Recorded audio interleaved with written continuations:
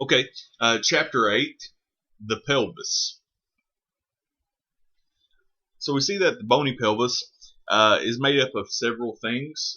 It's not just one complete bone, which allows for articulation. In the bony pelvis, we have the sacrum, which is a triangular shaped bone formed by the fusion of 5 vertebral segments. We have the sacral foramina, which allows for the passage of sacral nerves. So that's something to keep in mind. The sacral foramina is simply a passageway for nerves. The os coccyx is made up of 3 bones. So there's 3 bones in the os coccyx. And these are the ilium, the pubis, and the ischium. Also in the bony pelvis, we have the ilium, which is the largest and most superior portion. It consists of body and an ala.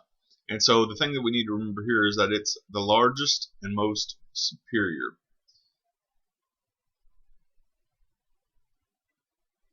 The ala is large wing-like projections of the ilium. The iliac fossa is the concave anterior portion of the ala. The arcuate line, it separates the iliac fossa from the body, and it forms the pelvic brim. So that's something that we also need to keep in mind, that the arcuate line forms the pelvic brim. So definitely something to keep in mind there. The iliac crest is the superior ridge of the ala. As we all know, that's the superior portion of the pelvis. The acetabulum is a deep fossa that articulates with the head of the femur. And so there is an articulation here between the head of the femur and the pelvis, and that happens because of the acetabulum. Lastly is the pubis, which forms the lower anterior portion of the acetabulum and consists of a body and a superior and inferior pubic rami. We also have the symphysis, which is where the right and left pubic rami join together. So as we'll see in our images, pretty obvious how it kind of works together.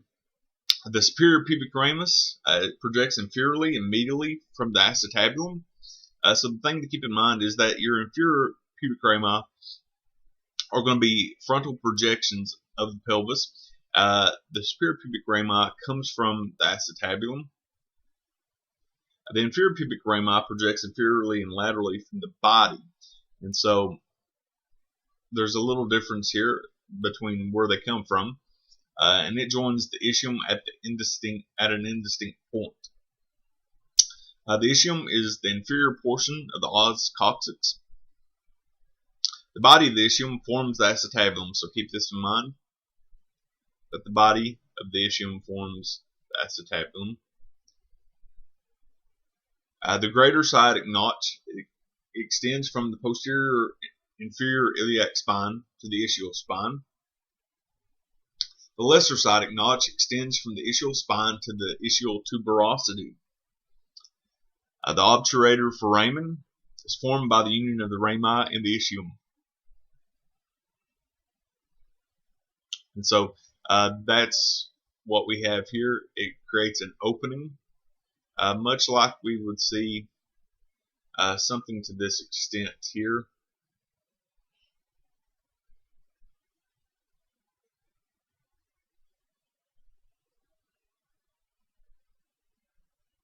With this being the opening.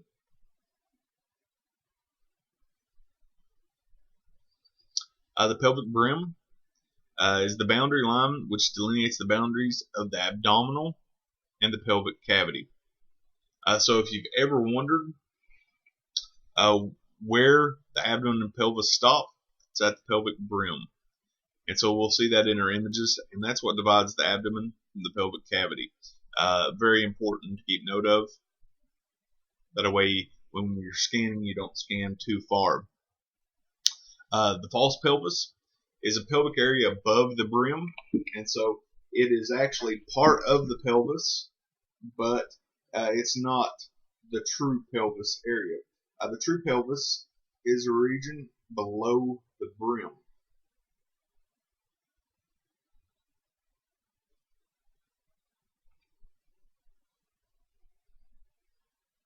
So here we see in this image pretty much everything that is highlighted in yellow. I expect you to know. Pretty obvious where everything is. We have the ilium here, the ischium or the iliac crest forming this area here, which we all know as being the superior portion. Then we have the acetabulum in this area. We have the sacrum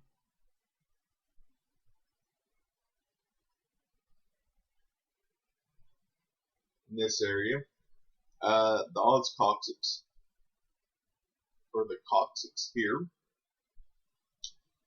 Then we see that the ilium, well, we don't actually see it on this image, but we have lesser and greater sciatic notches. And then we have the superior and inferior pubic rami.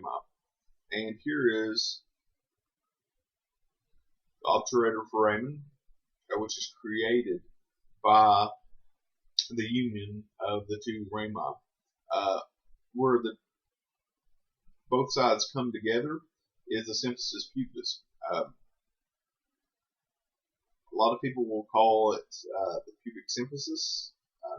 Virtually the same. There's not much difference in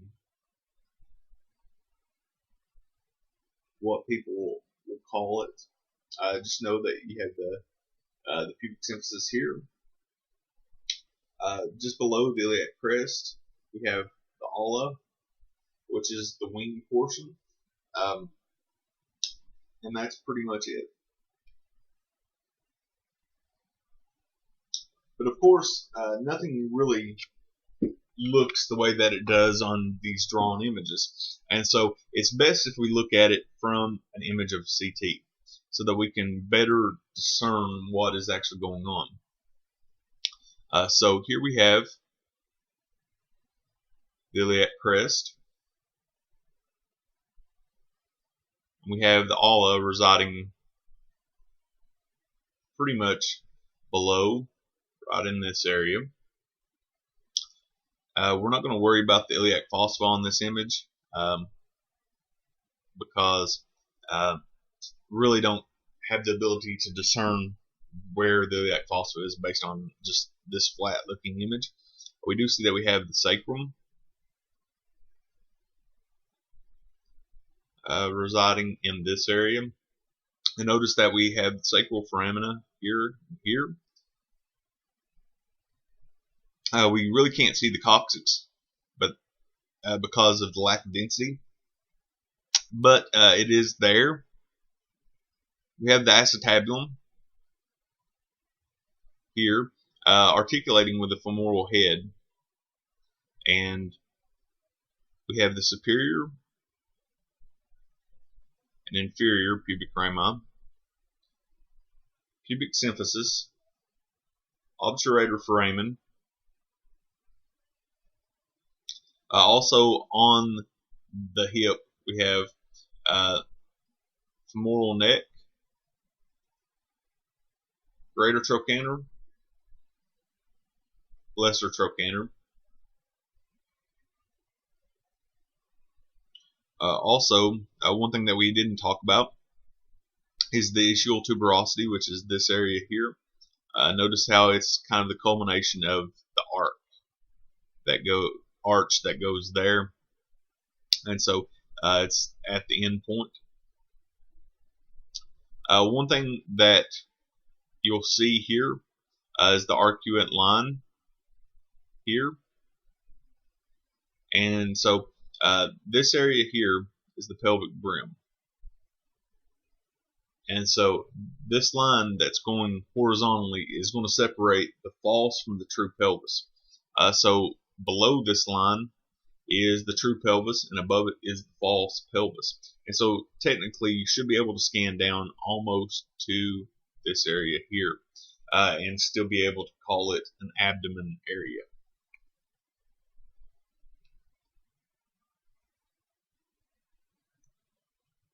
Okay, this image really kind of just is an introduction on the actual image. We have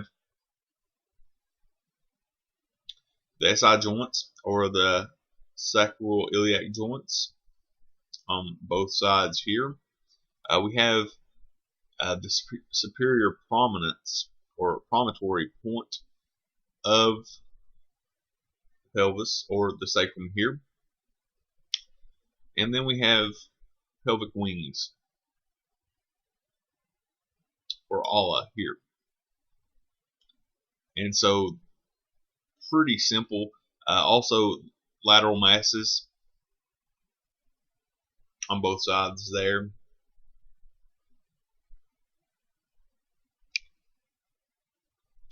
This image is a little more definition of the sacrum. It's pretty amazing because probably on your best day of shooting a conventional radiograph, you'll never get a sacrum that actually looks as clearly defined as this. We do see that we have sacroiliac joints here bilaterally. We have the sacrum in its entirety in this whole area. We have the sacral foramen,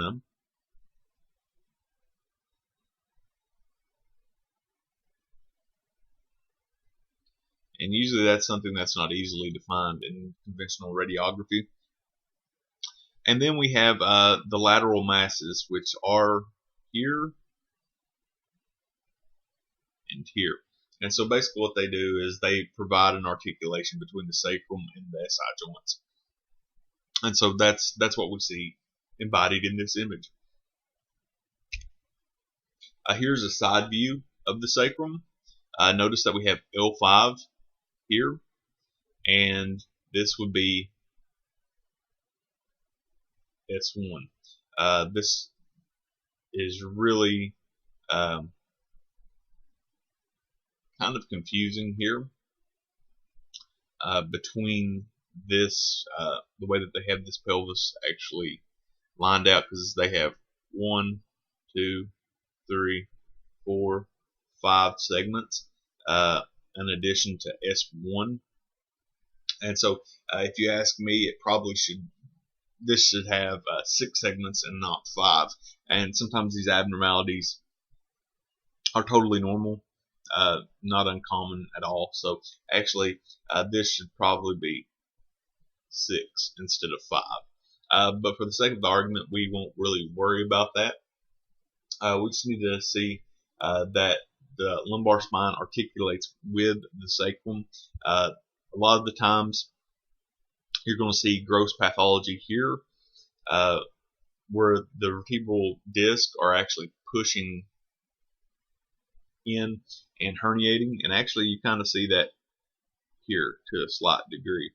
And basically that's because this is the joint that supports virtually the entire weight of the body. And so in terms of the spine, this is what it's doing, and a lot of times it gets a lot of wear and tear and really pays the toll for it. So here is a sagittal view of the pelvis. And so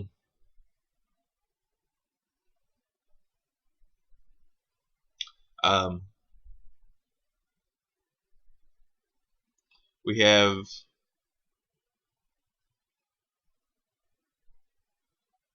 iliac crest here. We have the anterior iliac spine and the posterior iliac spine. So this is anterior,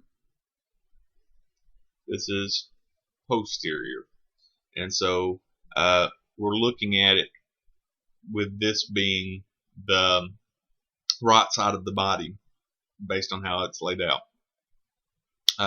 We have the ilium, comprising a very large area.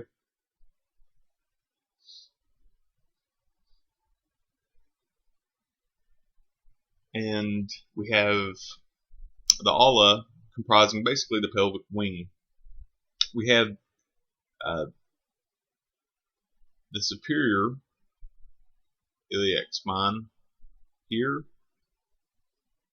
and the inferior iliac spine there. And so we have on the posterior portion,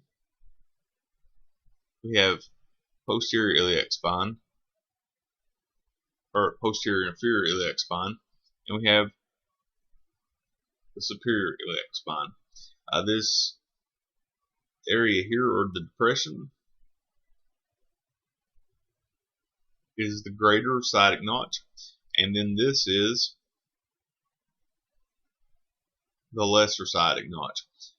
Lesser and greater sciatic notches are separated by the ischial spine, which is this area here. Also, we have the superior rami, the inferior rami, the obturator foramen, have the ischium, ischial tuberosity,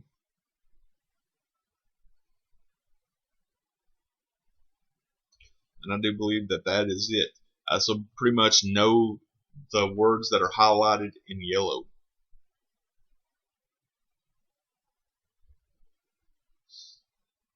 But once again, everything looks different in terms of CT. So we see that based on this image here, we see that we are scanning almost out of the complete pelvis. We're going past, we've passed the superior pubic rami here, and we're getting ready to go into the inferior pubic rami. And so we're looking into the obturator foramen. And so that's typically where we're going right here. We have the symphysis pubis or the pubic symphysis. Either way will count. And we're seeing the body of the pubic bone, which is what they're calling this area here. We are seeing that we have the femoral neck bilaterally here, and we're actually seeing the greater trochanter. We're not really seeing it on this image. Also, we have the body of the ilium, which is going to be the posterior portion here as it connects your pubic bones to the pelvis. So, once again, things are not as clearly defined on CT as they are in drawings. So, we see that we have the iliac crest here. We have the anterior superior iliac spine, the anterior inferior iliac spine. We have the greater sciatic notch, the lesser sciatic notch here, the ischial spine, and we don't really see the posterior iliac spine. Posterior superior and posterior inferior iliac spine is really differentiated here. We have the pubis, which is comprising both the greater and lesser pubic rami. We have the sacrum, the coccyx here, the ala making up what we call the pelvic wing, presumably L5 here. The acetabulum with femoral head, which I don't think is labeled here, so we'll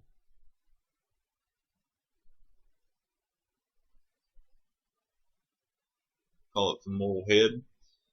We have femoral neck.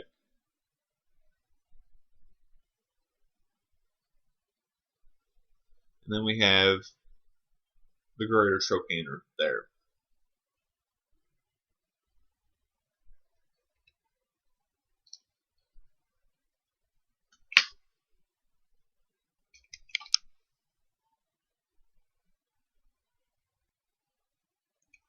Okay, so that brings us to this image. We have the iliac crest here, and so this is pretty much the ala on both sides. We do see that we have the body of the ilium, and that brings us to the ischium here. Also, we do see that we have this concave depression, and that is the acetabulum. We have femoral head, femoral neck, and then we have the greater trochanter.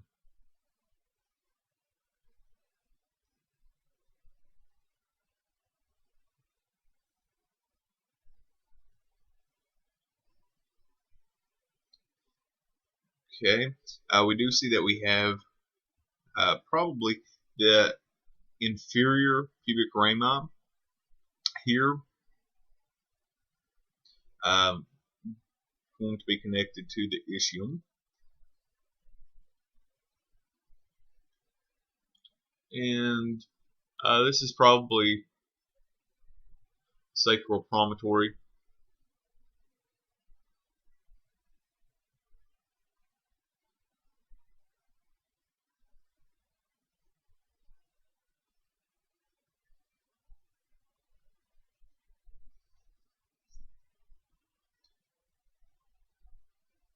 And I believe that that is all that we can gain from this image. Okay, this is an image where we're just starting to go through the femoral head here. So because of that, and based on our location in the acetabulum, we know that this is the superior pubic rami. We still have the bladder demonstrated with the rectum here.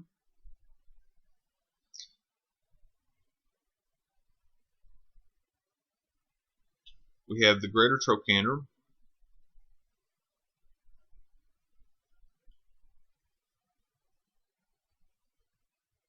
And as we know, we have the acetabulum here. The acetabulum is very hard to miss, simply because it's just a concave depression that is easily discernible based on the location of the femoral head.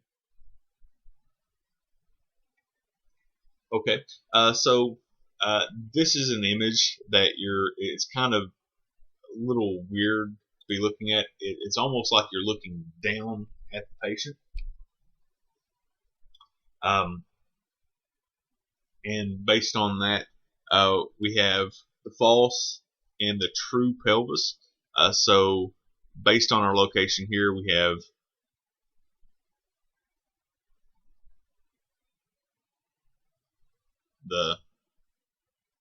this would be the true pelvis. This is the false.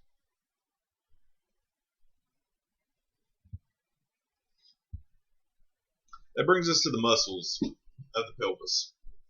We have the rectus abdominis, which can be visualized on the anterior surface of the abdomen and pelvis. It originates from the symphysis pubis and extends to the xiphoid process and the costal cartilage of the 5th and 7th ribs. Basically, what I want you to know here is the functions. So it functions to flex the lumbar spine and to support the abdomen. So keep that in mind. The gluteus maximus makes up the bulk of the buttocks, as everyone knows. The gluteus medius and minimus is deep to the gluteus maximus and smaller. So we're going to look for the gluteus medius and minimus being just deep or a little farther in than the gluteus maximus. The piriformis acts to rotate the thigh laterally. So the piriformis is going to rotate the thigh laterally. Originates from the ilium and the sacrum and passes through the greater sciatic notch to insert on the greater trochanter of the femur. And so it works with the greater trochanter of the femur.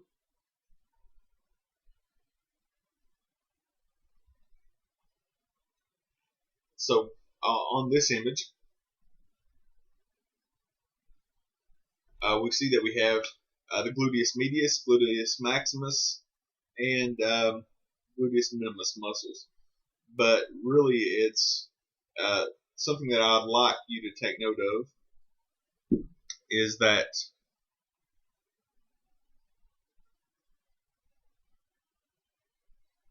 the gluteus medius, as the name implies,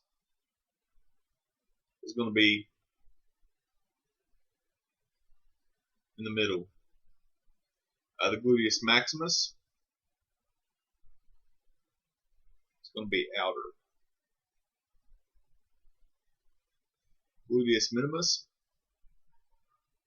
is going to be inner. And so based on this, we'll go through a few basic points of anatomy. We have still some of the ala here at the sacrum. We even have the rectum here.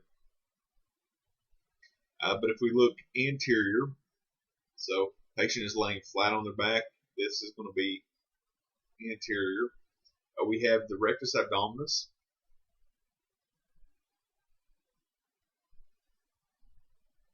Okay, and so we have a dividing line that runs here.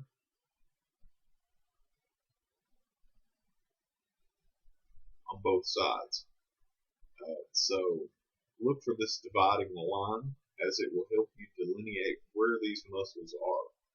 And so we're going to say that this is inner, this is middle, and this is outer. And so if we can discern this, what is inner, middle, and outer, then we can pretty much tell where the medius, minimus, and the maximus are. Because we know that the gluteus minimus is going to be the inner, and so we see that here. The gluteus medius, as the name implies, is middle, and so it's going to be in between the gluteus maximus and the gluteus minimus. And the gluteus maximus is the outside. And simply looking at gluteus maximus, you can see that it is a very bulky muscle, much larger than the gluteus medius and the minimus. Once again, we have the psoas muscles here, which we saw with the abdomen, is very important. We have the iliac crest being in this area here. You could also say that this is the ala, and so either way, it would be correct. We do have the SI joints here, so this means that this is the sacrum. But in terms of looking at the muscles, we do see that we have one here. I guess the left side would be a little easier to do. And so we're starting to see what we just saw with the gluteus maximus, medius, and the minimus here, kind of layered out. Also, we do have the rectus abdominis muscles. Notice we're not as far inferior on this. And so the rectus abdominis appears slightly larger. I notice that this patient does have a little bit of subcutaneous fat on both sides. But one thing that you can count on is that all patients' body structures are going to be the same regardless of how large or small they are. And so pretty much everything still applies. Even though there can be a large amount of subcutaneous fat, it doesn't really change the fact that the same basic layout for everyone is going to be the same. And so no matter how defined person's abdomen is, you're still going to be able to see the rectus abdominis on CT, because everyone will have these muscles, and so it applies to everyone. On this image, we have a little harder to see. We have the gluteus maximus muscle here.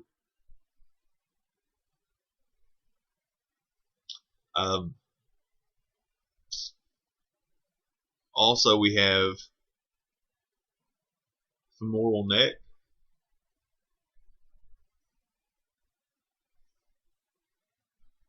greater trochanters,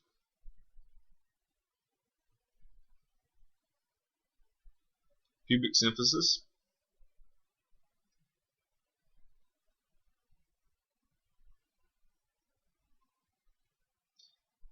okay, and we have the ischium here. This is probably going to be the inferior pubic rami. But in terms of looking at images and looking for muscles, we have the quadratus femoris muscle, which we didn't go over the function of, but I would like you to know, which resides in this area here. We have the sartorius muscle, and we have the rectus femoris muscle. And so if we look at the other side, we have here and here. And so typically what we're going to look for is bilateral. We want things to look the same bilaterally. And so I'd like you to know these muscles here. Don't worry about the gluteus medius. It's kind of hard to discern here, so don't worry about this.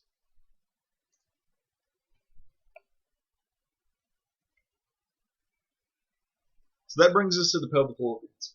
Many times we get so wrapped up in what the pelvis is that we often forget that there are organs that are considered pelvic organs in themselves.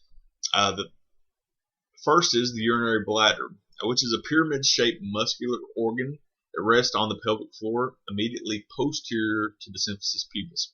So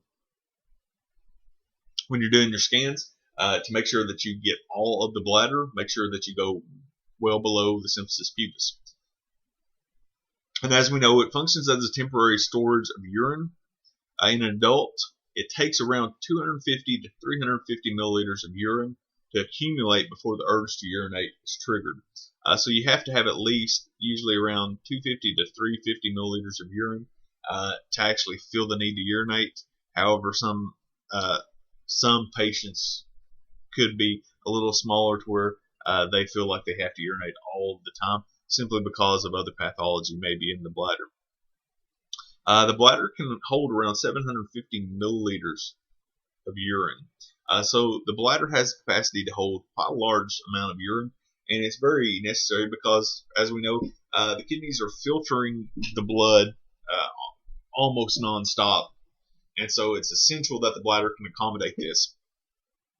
The urethra, in females, their urethra is short, which is around 3 to 4 centimeters, in length, and males have a urethra that's pretty much longer at 18 to 20 centimeters. And so if you've ever questioned why females have a tendency to get bladder infections to a higher degree, then it's because of the fact that they have a shorter urethra. So the bacteria has to travel a shorter amount of distance so that it can actually cause problems. Whereas in males, it has to travel a very long distance just simply to get into the bladder. And so that's the reason why females typically have a higher rate of bladder infections. The rectum, the terminal part of the large intestine, extends from S3, so look for S3, to the tip of the coccyx. So it goes all the way to the coccyx, and it's around 15 centimeters in length itself. it follows the same curvature as the sacrum. So you're going to look for it to kind of follow the same curvature as the sacrum, really demonstrated very well in terms of the sagittal images. The rectal ampulla, the upper third of the rectum, so it's the upper third of the rectum. As fecal material collects in the rectum, it distends this area, which triggers the urge to defecate. And so what happens here is that the rectum ampulla actually gets distended. And until this portion gets distended, you don't actually have the urge to defecate. But once it gets distended, it triggers the urge to defecate, and that's when patients feel this need. The anus is the end of the rectum, and so it's the end portion of the colon. The internal anal sphincter is under involuntary control, meaning that you cannot control it. It will open and close automatically without any input from you. And the external anal sphincter is under voluntary control. And so basically you control when you go to the bathroom or not. And that's the reason the external anal sphincter is under your control. For the female, we have the uterus, which is a pear-shaped muscular organ located in the anterior portion. So number one, located in the anterior portion of the pelvic cavity between the bladder. So it's between the bladder and the rectum. It's responsible for protecting and nourishing the fetus during development. So it has a function of protection and nourishment. The wall of the uterus, or the number one, we have the endometrium, the myometrium, and the perimetrium. And so as the name suggests, endo, myo, and peri. So if you look at the root words here, many times they'll tell you everything that you need to know. Endo means in, and so we see that it's the inner glandular tissue lining the inner wall of the uterus. So the endometrium is the inner portion. The myometrium is the middle, as the name suggests, and it's the muscular layer and the thickest component of the uterine wall. It's responsible for the contractions experienced during childbirth. And so that is what really is responsible for the contractions at childbirth. The perimetrium, on the other hand, is the outer layer consisting of a serous membrane that covers the fundus and posterior surface of the uterus. And so basically the perimetrium is the outer layer. Also, we find ovaries, which are small almond-shaped organs located on either side of the uterus. And so they're going to be almond-shaped. Sometimes they're easily discernible, sometimes they're not. The vagina is an 8 to 10 centimeter muscular tube extending anterior-inferiorly from the cervix of the uterus to the external vaginal orifice.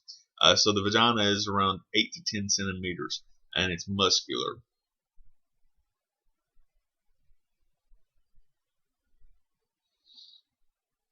On the other hand, we see that males are different. We have the scrotum, which is a musculo-tendinous pouch that encloses the testes, epididymis, and lower portions of the spermatic cord. So know that the scrotum houses quite a lot of material. The testes, we know that there are two ovoid organs that produce sperm and male sex hormones, and it's located inside the scrotum. And many times the question gets raised, why do men have a scrotum and it's not actually internally in the pelvic area? And the answer for that is because sperm and the testes are very temperature sensitive.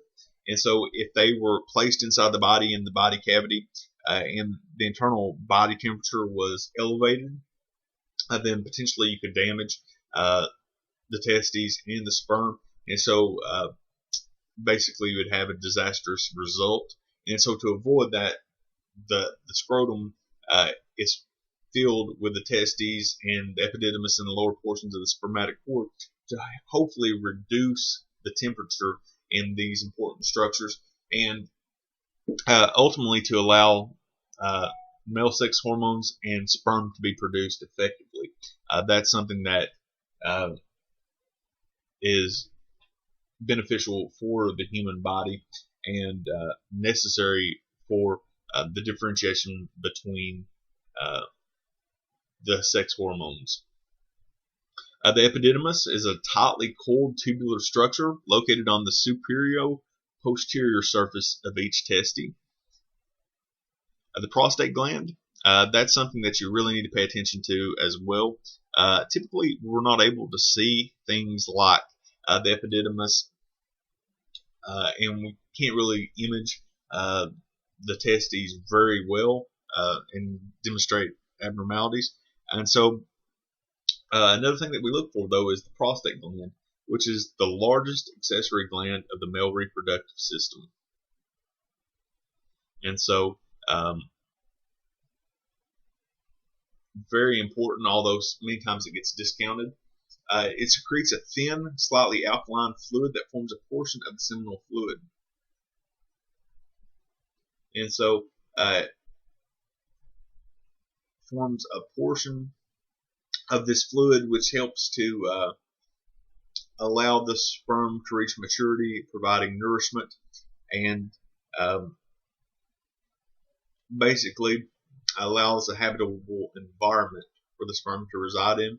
And it's located inferior to the bladder and surrounds the prostatic urethra.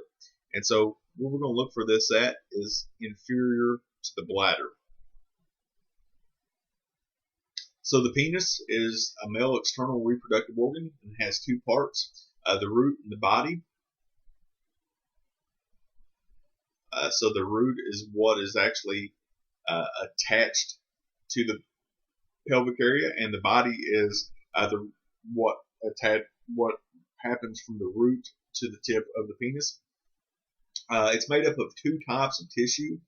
There's the corpora cavernosa, which consists of a network of collagen fibers and spaces that become enlarged when filled with blood. And so these spaces become enlarged, which allows the penis to become erect.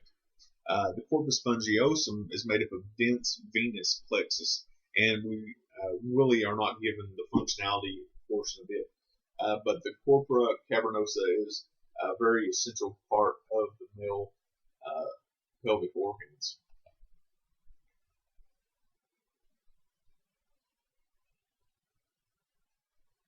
So on this image, we have the bladder getting ready to come in. We have the rectum. We have the acetabulum, femoral head,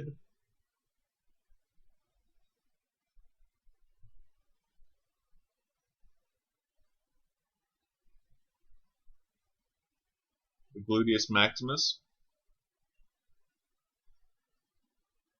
the coccyx,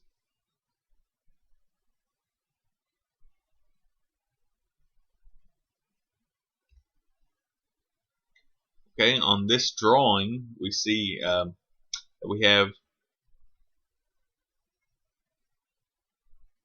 sacrum and the coccyx residing in this area here.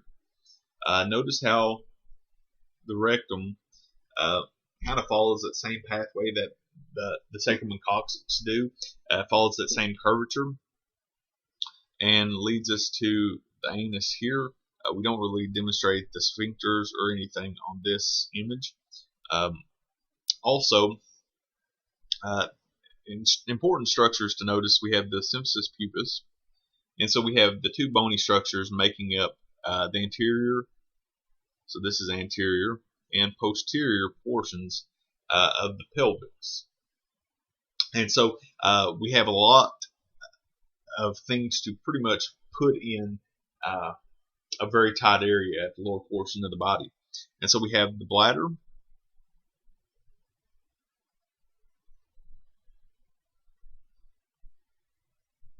and then we have the uterus.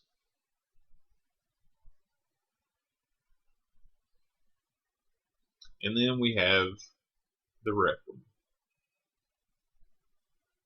And so as you can see, there's a lot of structures to actually put in a very tiny area.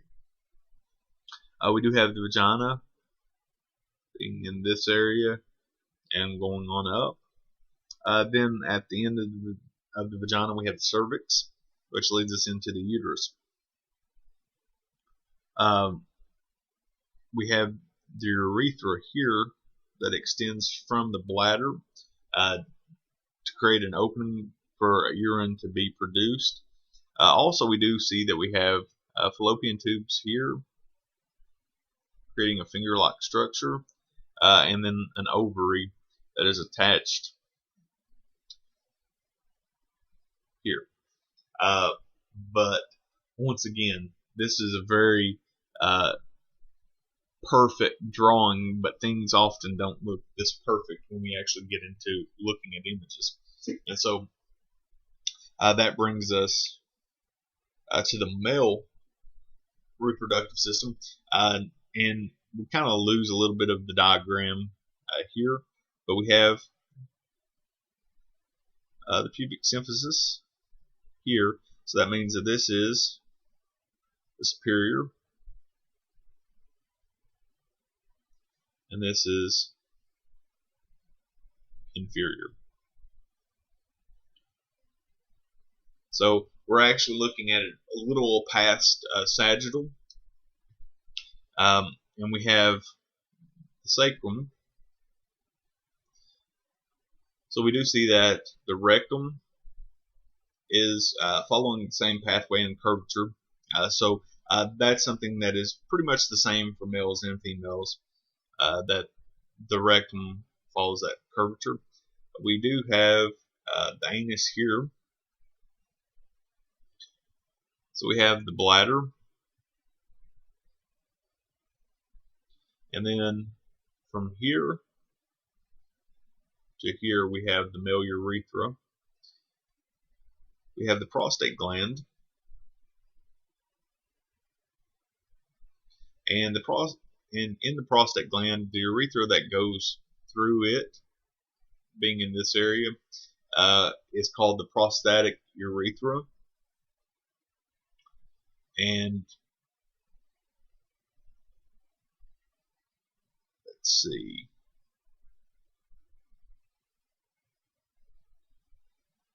you have the scrotum here, with one testy in it.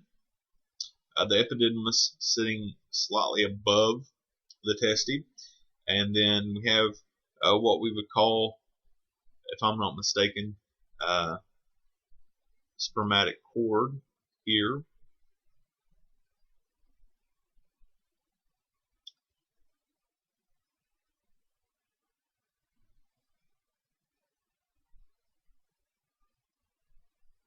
And that's pretty much it. Okay, so now we actually begin looking at it in terms of things on CT. So one of the best ways to really demonstrate the bladder is to have an injection of contrast medium and wait about 5 to 6 minutes, let the bladder actually begin filling. And so we see that we have the contrast filled bladder. So this is contrast, and this is to some degree urine. We do see that we have the rectum, or soon to be rectum, filled with oral contrast. We have the coccyx here, and we're almost getting ready to see the acetabulum come in. We do have the gluteus maximus muscle here.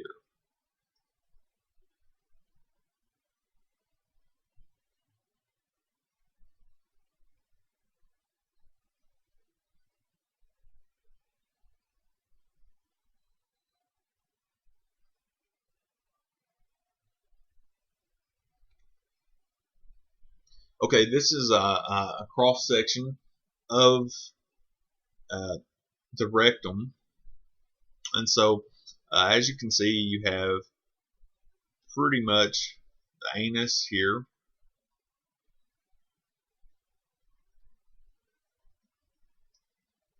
and so you have the external sphincter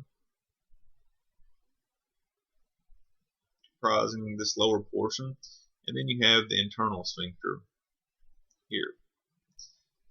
And so you have pretty much the rectum. So this is what all of this is going to be, is the rectum. You have the rectal ampulla here, which is kind of compressed, but once it actually expands out and gets distended, then the urge to defecate is made known, and so the body sends these impulses that you have to defecate.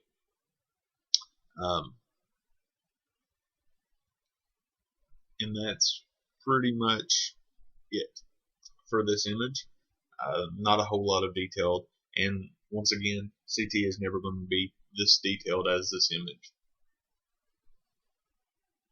So on this, we see that we have the rectum, and notice that it has air in it.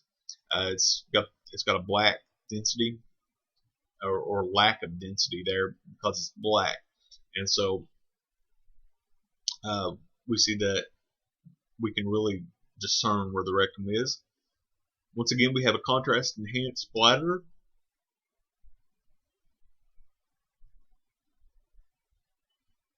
with a moderate amount of urine in it. We have the acetabulum here, the femoral neck, still the gluteus maximus here,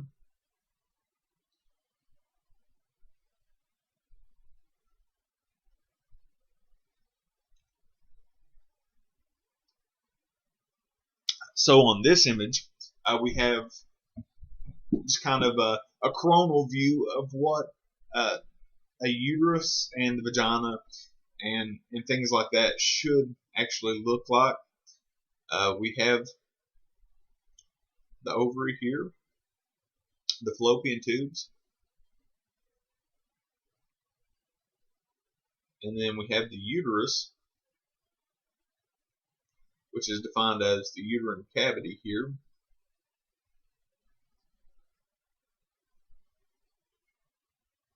And so we have a cross section of pretty much the layers of the uterus. And so we have this area here being the endometrium. This area is the myometrium, and then this area is the perimetrium. And so we see that that's kind of laid out here.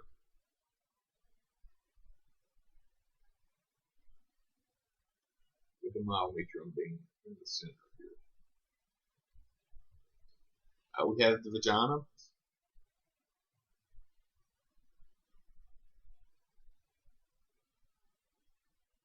And then that brings us to the cervix.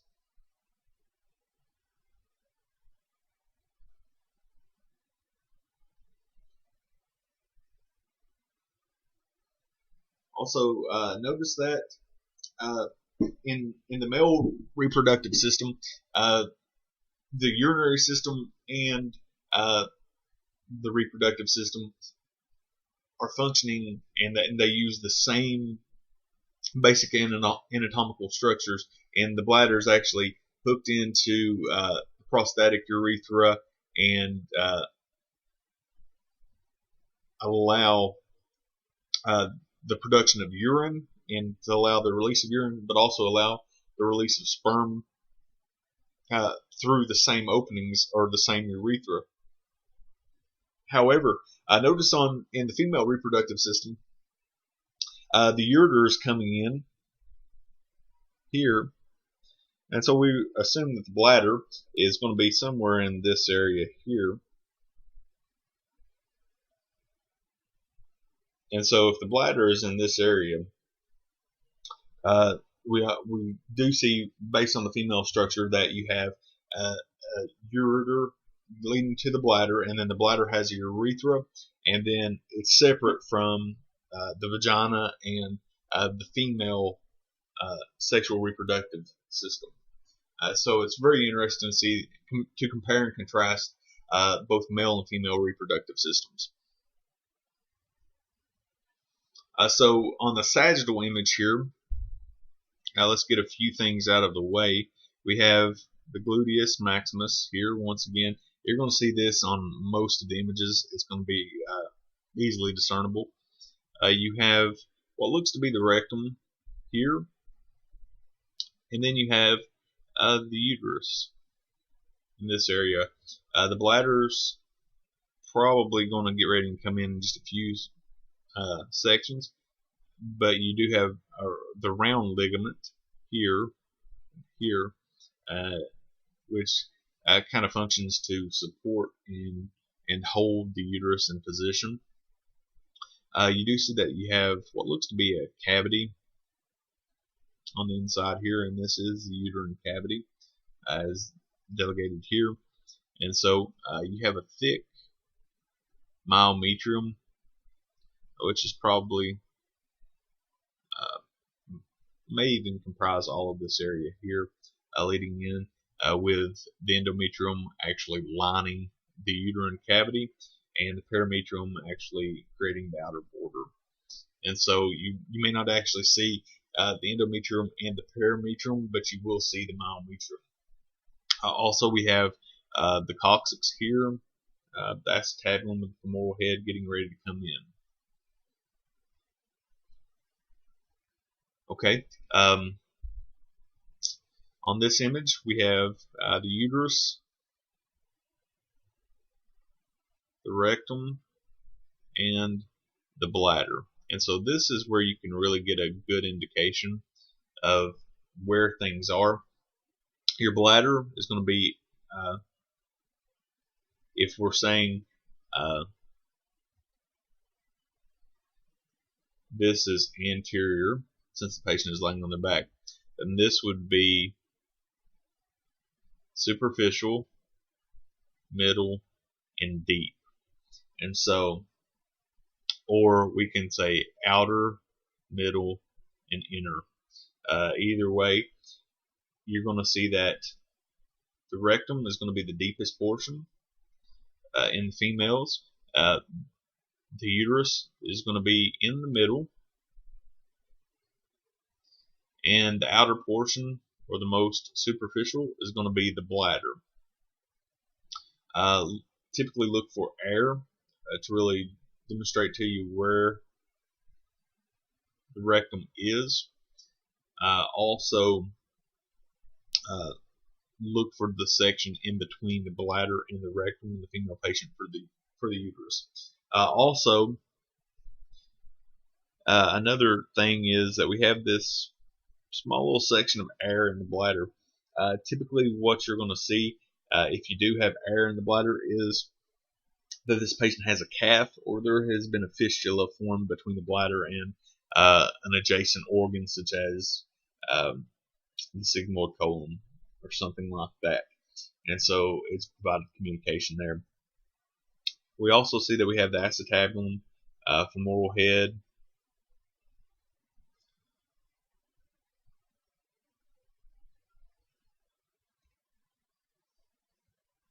okay.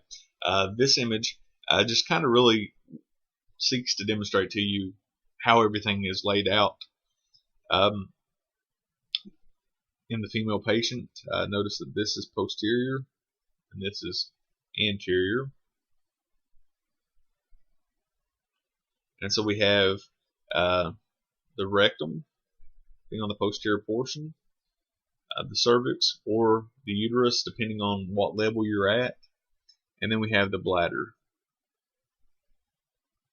And so most anterior is symphysis pubis, and all of this has to go in between the sacrum and the symphysis pubis. So there's a lot of organs and pelvic structures to actually get into this small little area. And so depending on the patient size, and how much room is in the pelvis, you might see that there are small spaces here between each other, but highly unlikely. As we saw in the previous image, everything is kind of compact in, and that's typically what you're going to see. Okay, on this image we have pretty much what looks to be the contrast filled bladder coming in. We have the uterus here, and we have the rectum. We have an ovary here.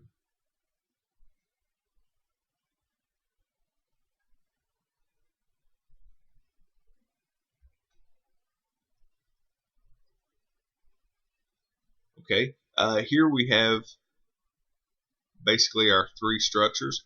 We're down kind of far because we're actually passing out of the acetabulum and getting almost into the shaft of the femur. But we have the bladder. We have the vagina here because we're out of the uterus now and we've actually just got into the vagina. And we are into the rectum here. And so notice that we'll disregard this triangle structure here, but notice that you have, once again, superior, middle, and deep, or outer, inner, or outer, middle, and inner. And so that's typically what you're going to look for. And the key point here is to figure out whether you're in the vagina or you're in the uterus. You typically look for other anatomical structures, like you're going into the pubic symphysis. You're almost ready to go into the shaft of the femur because you're out of the acetabulum here. And based on the locations, you typically would say that you're going into the vagina and you're completely out of the uterus. So that brings us to the vasculature. If we look at the arteries, we see that we have the right and left common iliac arteries, which is what occurs when the aorta branches at the external level of the fourth lumbar vertebrae. So your aorta bifurcates at L4. So keep that in mind. L4 is where the lumbar vertebrae was where the aorta is going to bifurcate. It bifurcates into external and internal iliac arteries. The internal iliac artery is smaller and extends posterior medially into the pelvis, just medial to the external iliac vein. The anterior trunk of the internal iliac artery supplies blood to the perineum, gluteal region, and the pelvic viscera. The external iliac artery does not enter the true pelvis, so it doesn't even go into the pelvic area really, but extends along the pelvic brim. So look forward along the pelvic brim to exit the iliac fossa and course under the inguinal ligament to supply the leg. So the external iliac artery is what you're typically thinking of as running down the leg and then branching off into many different arteries and supplying the lower extremity. So that's the difference between the internal and the external. The internal seeks to supply the pelvic region, whereas the external supplies the lower extremities.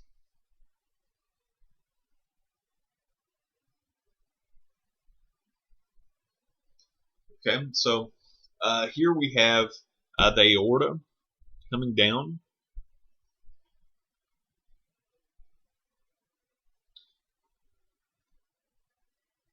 So we have the celiac artery here, the SMA, IMA, and then around L4 here,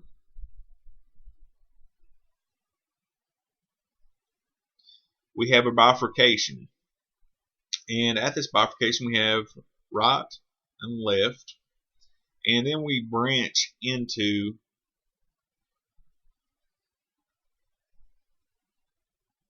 internal and external.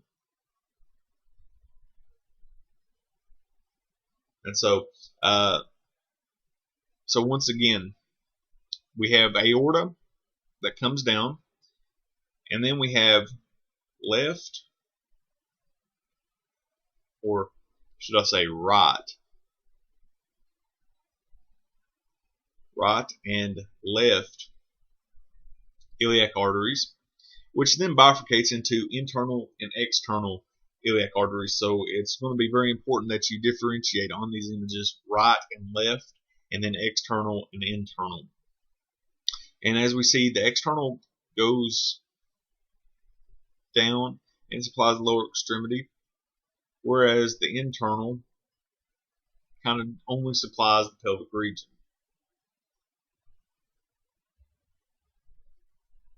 So on this image, a few things to keep track of. We have the psoas muscles here.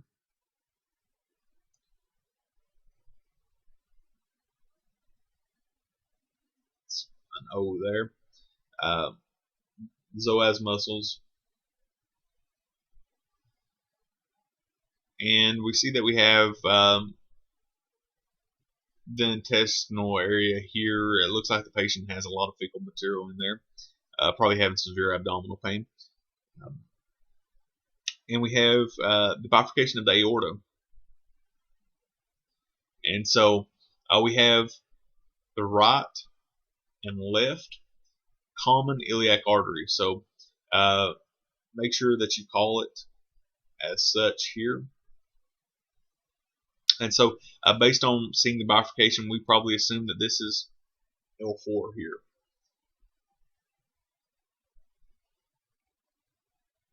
We're down farther. We actually see the sacral foramen here, SI joints bilaterally, and we have the external and the internal on both sides. Keep in mind that the external is going to be larger, and it's actually going to be either more superior or it's going to be more laterally than the internal. And the reason we presume that this to be the external to be larger than the internal is look at the amount of blood that has to flow down to the lower extremities versus what has to stay in the pelvis. And so it's very essential that we have excellent blood supply to the lower extremities, and due to this we have to have a higher or a larger artery to supply it. Okay, this image just kind of demonstrates once again this to you.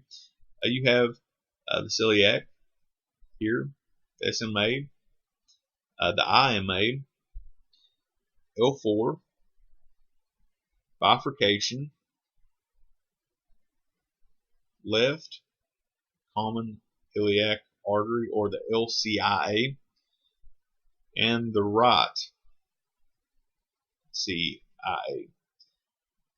And then we go down and we get the internal and the external iliacs. And as we can see, the external continues down. Notice where all of the internal iliac vasculature really is. It's in the pelvic region, whereas the external is going down into the legs to supply the lower extremity. So I don't expect you to know all of these little prominences in the arteries here. I just expect you to know the general layout, that at L4 you bifurcate and it becomes right and left common iliac arteries. From there it becomes the external and internal iliac arteries. Internal stays inside the pelvis, whereas the external goes down to the lower extremities. If you can keep that straight, then you've got a pretty good grasp on everything. We also look at the venous system, which almost mirrors the arterial system. We have the vena cava. So we have the IVC, which bifurcates here into the left and right common iliac veins. And then we have the internal iliac artery. We have the external and internal iliac veins. We don't really see the internal, but we see the right external going down, mirroring where the artery is going. So when it gets into the femur region, right around this area, it becomes not the external iliac artery any longer, but the femoral vein and the femoral artery. That will come when we actually look at the lower extremities. We will start seeing that. But for now, just know the external and internal iliacs. Okay. So on this image, we'll see that we have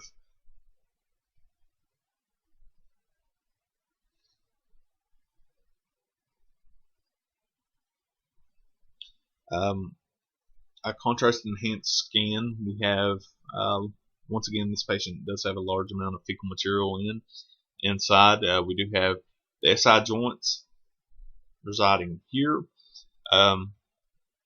lateral masses, sacrum here. This is probably the rectus abdominis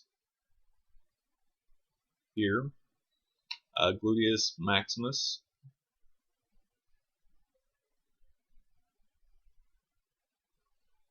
probably medius minimus here.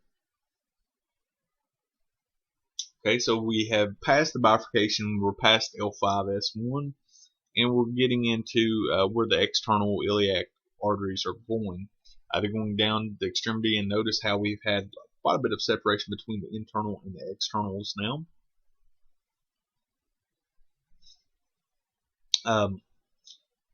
And the internal iliacs are actually bifurcating themselves. And so we have the anterior trunk and the posterior trunk. If we assume that this is anterior and this is posterior, as we can see the patient orientation, we see that this would be anterior, this would be posterior. And so realizing that if this is the external here, the internal must be somewhere around here. And so the internal has bifurcated into anterior and posterior internal iliac arteries. So we see some degree of bifurcation. So if we refer back to previous images here, we would see that we have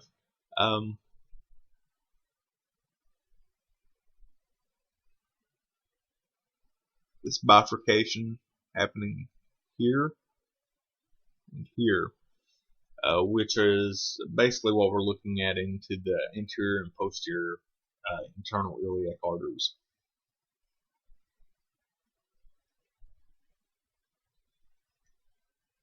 Okay, this image.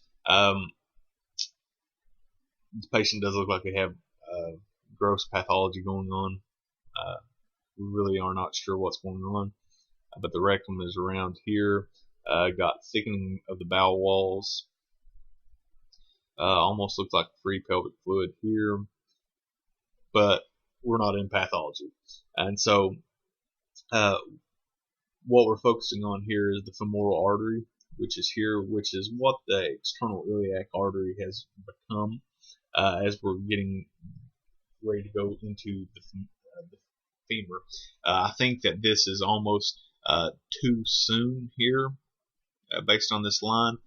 Usually I think the femoral artery would be defined around this line, but the book labels it as the femoral artery here. But as we're going to see when we actually go into the lower extremities, it kind of becomes a little obscured where the division actually is. We do see that we have the acetabulum, sacrum. We're not going to worry about these inferior gluteal arteries, rectal arteries, and things like that, because it gets a little beyond our scope here.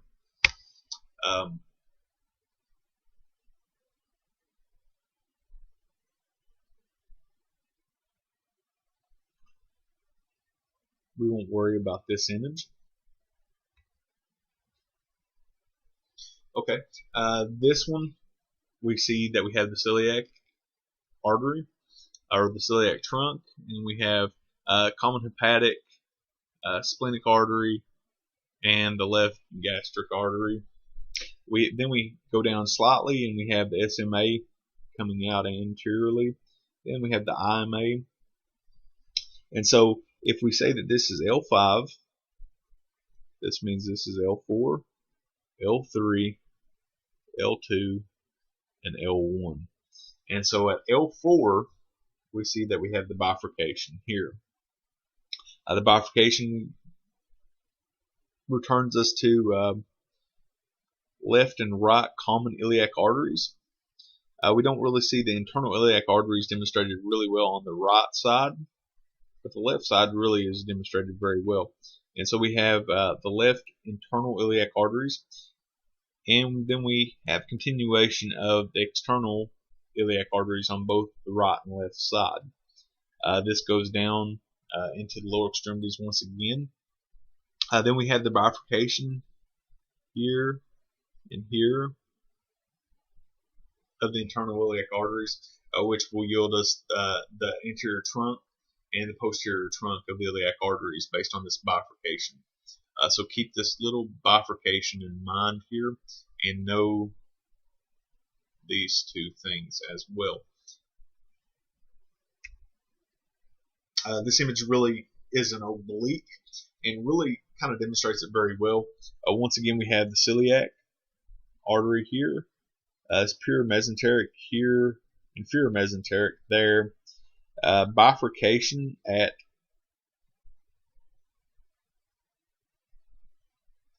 L4, leading to right and left common iliac arteries. Coming down, see the bifurcation on both sides, where we have external and internal. And I think on this image you can really get a good grasp on where things are going, as this is internal and this is external in the body, or medial and lateral. And so the internal iliac artery is going to go medial, whereas the external iliac artery is going to go lateral.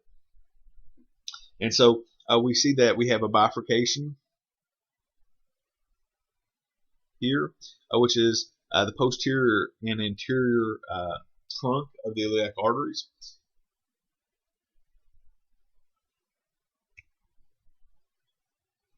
Okay, going back to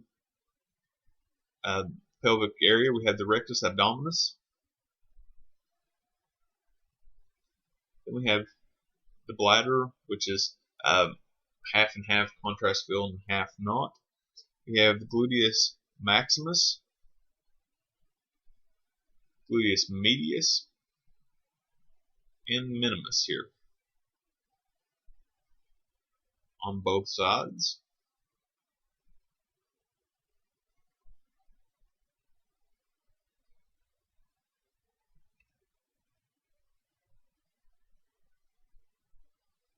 On this image, we see that we're going down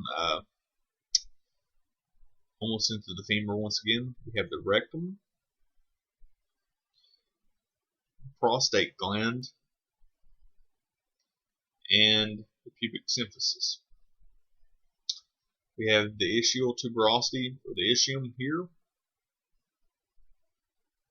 neck,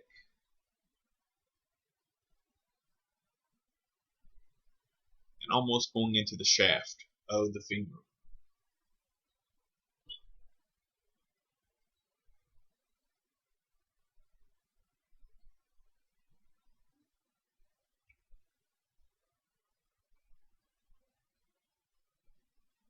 Okay, this kind of demonstrates moderately. We have the bladder,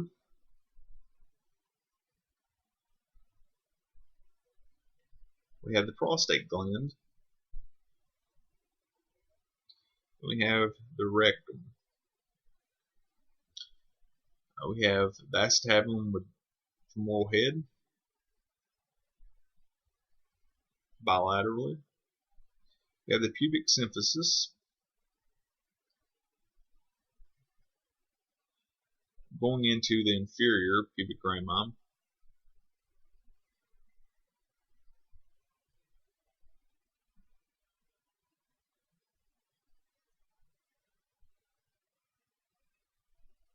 here, ischial or ischium here. And what this really, this image really wants you to see is the prostatic urethra. However, I can't discern anything in this area, and I wouldn't expect you to either. And so don't worry about prostatic urethra. Pretty much if you see a question on prostatic urethra, what I'll pretty much ask you is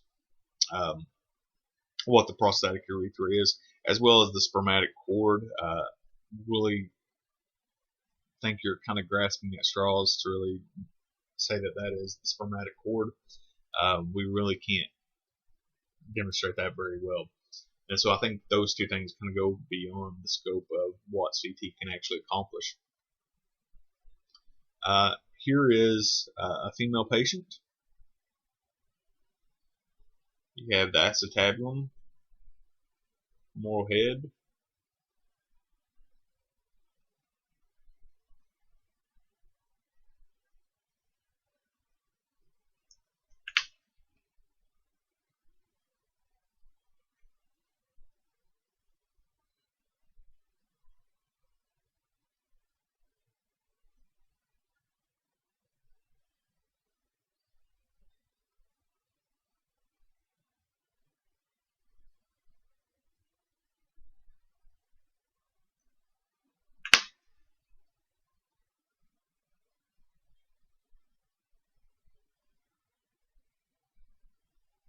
we have the bladder here, the rectum there, then we have the vagina. Interestingly enough, many times if you if a patient has something like a tampon, you will be able to see that there is an opening created here that's filled with air, and that's typically what you're going to see with a tampon in the vagina. And so that is something to be mindful of.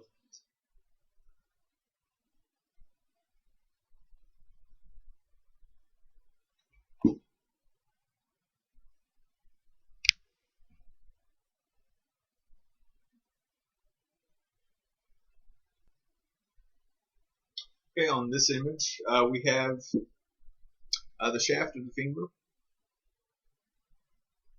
being in this area here. We do have scrotum, and we have one testy and the other as well. Don't worry about the epididymis, because once again, I feel that is beyond the scope of what CT can really offer.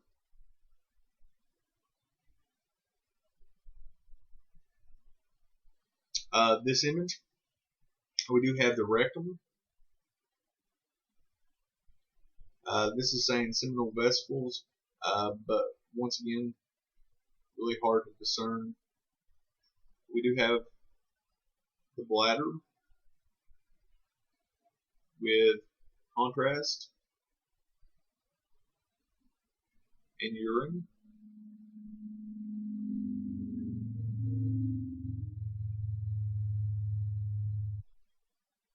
We also have the acetabulum, femoral head,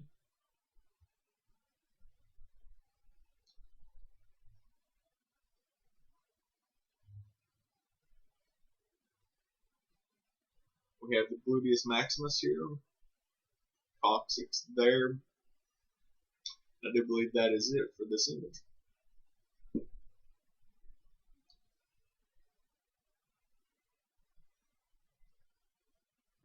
Okay, this image is kind of hard to discern.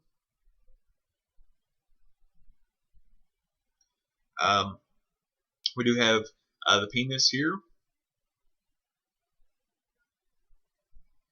which would be the root, and this would be base. or the body. We have two different tissue types here. We have the corpus spongiosum and the corpora cavernosum. And the image seeks to differentiate between these, but based on CT, you really can't discern any tissue differences here. And so, once again, just pretty much know what these are, what the corpora cavernosum actually does, and what it's responsible for, more so than knowing what it actually looks like on CT, because we cannot differentiate based on the tissue structures here. So that brings us to the veins. The internal iliac veins help to drain the pelvis. The external iliac veins returns blood from the legs. The right and left common iliac veins come together to form the inferior vena cava, which is formed at L5. And so that's something that's a little different. The inferior vena cava is formed at L5, whereas the aorta bifurcates at L4. So pretty much the way to keep this straight in terms of vasculature and veins is to understand that the veins and the arteries serve to supply and extract blood from the same area. And so if the internal iliac arteries tend to supply blood to the pelvic region, then the internal iliac veins are going to drain that blood from the pelvic region. If the external iliac veins or the external iliac arteries supply blood to the lower extremities, the external iliac veins are going to return blood from the lower extremities, and that is something that you're going to see mirrored throughout the body. And that is it. If you have any questions, feel free to just give me an email at tmassengale0002@kctcs.edu if you have any questions. Thanks.